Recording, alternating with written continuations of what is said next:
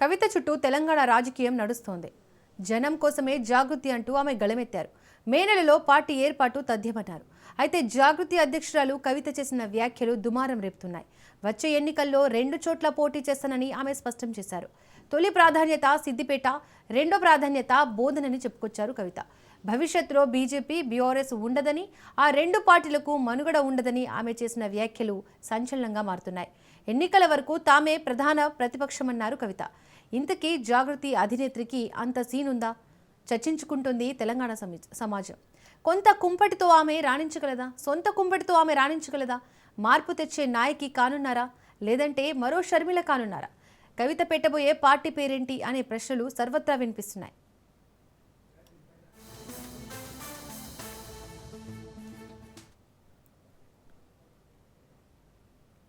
ఇదే అంశానికి సంబంధించి మరింత విశ్లేషణను మా ఇన్పుట్ ఎడిటర్ శ్రీకాంత్ అందిస్తారు. Over to you Srikanth. Good morning, thank you. So Telangana రాష్ట్రంలో ఇప్పటికే BRS party versus Congress party యుద్ధ వాతావరణం నడుస్తోంది. మొన్న జరిగినటువంటి గ్రామ పంచాయతీ ఎన్నికల్లోతో పాటు మొన్న జరిగినటువంటి మున్సిపల్ ఎన్నికల్లో కూడా సో నువ్వా నేనా అన్నట్టుగా Congress party versus BRS party మధ్యలో యుద్ధ వాతావరణం వచ్చింది, మనకు తెలుసు. సో ఇట్లాంటి నేపథ్యంలో ఈ రాజకీయ హీట్లో అక్కడక్కడ కవిత చేసేటువంటి కామెంట్స్ కవితకు ఎంత మైలేజ్ ఇస్తున్నాయి అన్న విషయం అట్లా ఉంచితే బీఆర్ఎస్ పార్టీకి ఏమైనా డ్యామేజ్ చేస్తున్నాయా, ఈ మాటలే రేపొద్దున కాంగ్రెస్ పార్టీకి ఆయుధంగా అస్త్రంగా మారబోతున్నాయా అన్నటువంటి చర్చ నడుస్తోంది.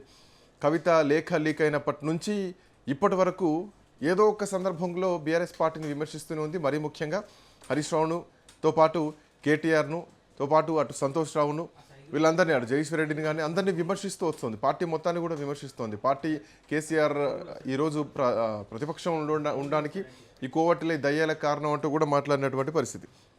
ఇక కవిత బయటకు వచ్చిన తర్వాత ఆమెను పార్టీ నుంచి సస్పెండ్ చేసిన తర్వాత కవిత అడుగులు ఎటువైపు అంటే కవిత అఫ్కోర్స్ టీబీజీకేఎస్ గౌరవాధ్యక్షురాలిగా తొలగించిన తర్వాత మళ్ళీ సింగరేణిలో ఇంకొక వింగ్ నుంచి ఆమె గౌరవ అధ్యక్షురాలుగా ఎన్నుకోవడం జరిగింది. ఆ తర్వాత జాగృతి సింగరేణి కమిటీలు కూడా వేయడం జరిగింది. సో జాగృతిని పల్లెల్లో నడిపిస్తూ అంటున్నారు. ఇప్పటికే జాగృతి జనం బాట అంటూ కార్యక్రమం కూడా చేపట్టారు. సో పెద్దగా రెస్పాన్స్ కూడా రాలేదు కవితకు ఈ విషయంలో. అండ్ మోరోవర్ కవితతో పెద్దగా నడిచేటువంటి కీలకమైనటువంటి నాయకులు కూడా లేరు.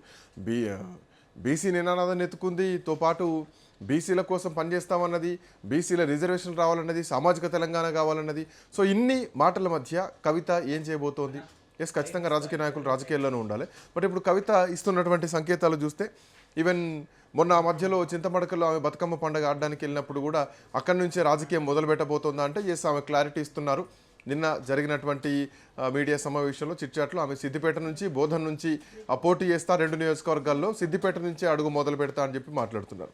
సో పాయింట్ ఏంటంటే అంత సీన్ ఉందా అంటే, ఎందుకంటే అదే ప్రాంతం నుంచి కేసీఆర్ గెలిచారు, అదే ప్రాంతం నుంచి ఇప్పుడు హరీష్ రావు గెలుస్తున్నారు, అదే ప్రాంతం నుంచి కవిత పోటీ చేస్తే గెలిచేటువంటి అవకాశాలు ఉన్నాయా? హరీష్ రావును కాదని ప్రజలు కవితను ఆదరించేటువంటి పరిస్థితులు ఉన్నాయా? ఉంటే 2 నియోజకవర్గాల్లో పోటీ చేయాల్సినటువంటి అవసరం వచ్చింది. సేఫ్ సైడ్గా బోధనకి వెళ్తా అంటున్నారా?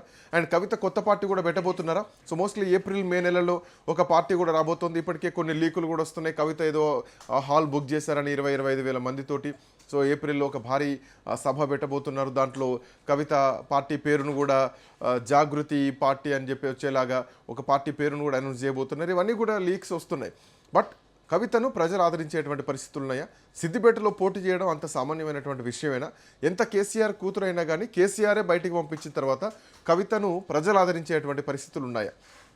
సో ఒక వ్యక్తిగా బయటికి వెళ్ళి శక్తిగా తిరిగి వస్తా అంటే అది ఎంతకాలం పట్టొచ్చు? సో ఎంచుకునేటువంటి మార్గం కరెక్టేనా? మాట్లాడదాం.